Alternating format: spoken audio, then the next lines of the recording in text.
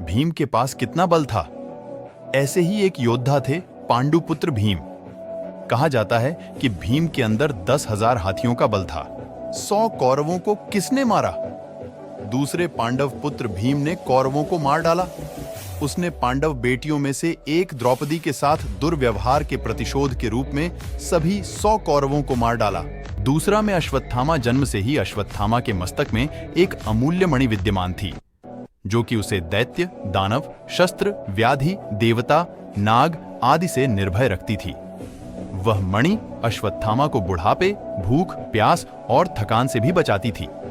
भगवान शिव से प्राप्त उस शक्तिशाली दिव्य मणि ने अश्वत्थामा को लगभग अजेय और अमर बना दिया था।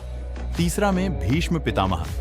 लेकिन भीष्म पितामह ने शरीर नहीं त्यागा था, क्योंकि वे चाहते थे कि जब सूर्य उत्तरायण होगा तभी वे शरीर का त्याग करेंगे। भीष्म पितामह मृत्युशैया पर 98 दिन तक रहे। उसके बाद उन्होंने सूर्य के उत्तरायण होने पर शरीर त्याग दिया। मान्यता है कि इस दिन प्राण त्यागने पर मोक्ष की प्राप्ति होती है।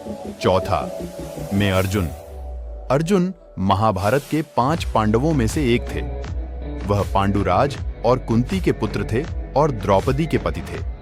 अर्जुन भगवान कृष्ण के साथ अन्य पांडवों के साथ मिलकर कौरवों से युद्ध करते हुए महाभारत युद्ध में महत्वपूर्ण भूमिका निभाते थे।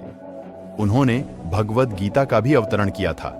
5वां में गुरु द्रोणाचार्य और इस धरती पर अब तक हुए सबसे महान गुरु द्रोणाचार्य थे। द्रोण का जन्म आर्षि भारद्वाज से हुआ था।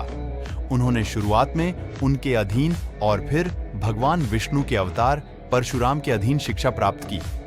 परशुराम से उन्होंने ब्रह्मास्त्र, नारायणास्त्र और कई अन्य दिव्य हथियारों का उपयोग सीखा। छठा में कर्ण तब सूर्यदेव कुंती के समक्ष प्रकट हुए और उनके तेज से कुंती ने गर्भ धारण किया और एक बालक उत्पन्न हुआ। उसी बालक का नाम कर्ण था।